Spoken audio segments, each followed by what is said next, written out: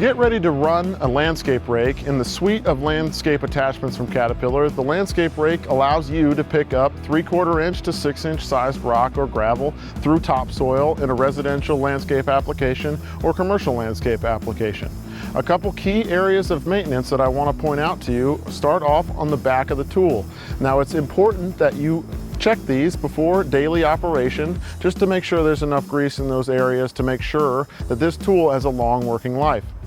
To start off on the rear section of the tool, the pins that allow the hopper of the integrated hopper of the tool to separate from the chain cavity are on the back here. 2 grease zerks need to be checked daily to make sure that this row of chains can separate from the hopper and allow you to dump.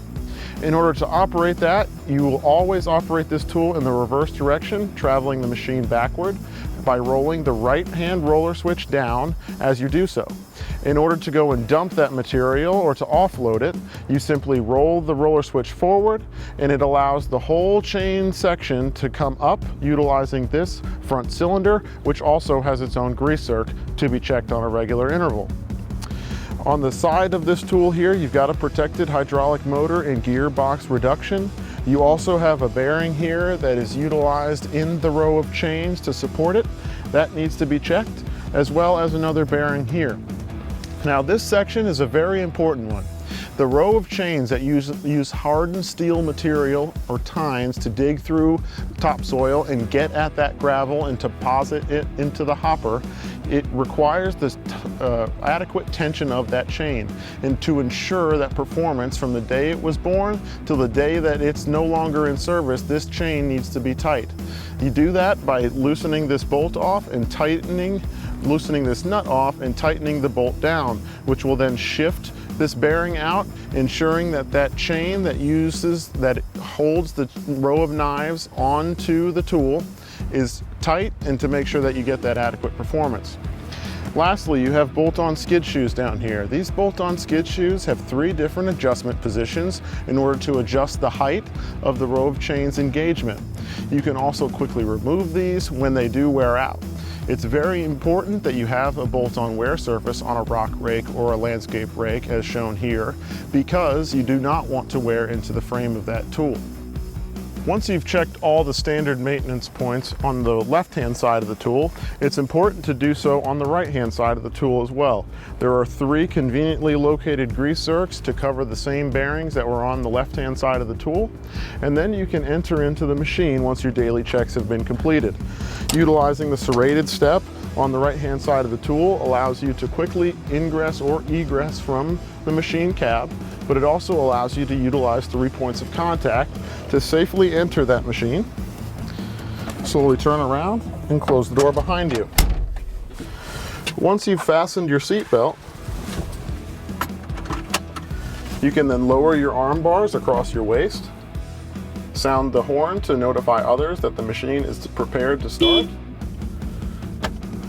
and key the machine into the on position. At this point in time, if you have a security code set up in the advanced machine display, you can then plug in the security password for that own unique operator to make sure that their settings for the high stat response and also the implement response are prepared for them and ready to go.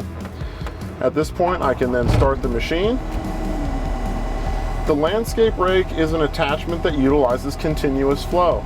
You can also utilize creep control. In order to start continuous flow, we will use the 4th toggle switch back on the right-hand side panel, press and release. On the advanced machine display now, you will see a hydraulic symbol with 4 arrows rotating about it. It is flashing. It is ready for continuous flow to be engaged. In order to engage continuous flow, I will then roll the roller switch on the right-hand joystick back and then travel the machine backward. Once I have held the roller switch down for 2 seconds, it will engage continuous flow, and I will not need to do that or hold the position of the roller switch anymore. To get started, I will release the parking brake and I will start continuous flow. On a hand-foot controlled machine, you do this by using your left foot and the heel of your left foot to raise the whole entire tool. and then I can set continuous flow in reverse.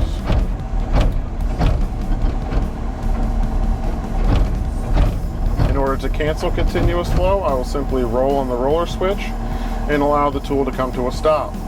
Now, one important feature that you have with a landscape rake and a D-Series Cat skid steer, multi-terrain loader or compact track loader, is the use of creep control. By pressing the lower left-hand button on the left-hand joystick, I can engage creep control, which allows me to crank up my engine speed all the way, but limit my travel speed control.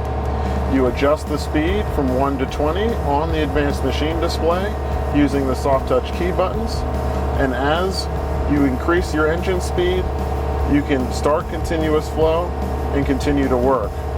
That allows your engine speed to give the maximum amount of hydraulic force out to the tool to allow those hardened steel tines to dig into the ground and grab that rock, deposit it into the hopper.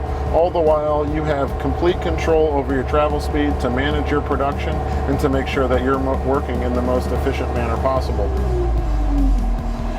To cancel continuous flow, I simply lower the engine idle and roll the roller switch down in any direction. I can then lower the tool to the ground and set it on the position in which I'm going to start raking.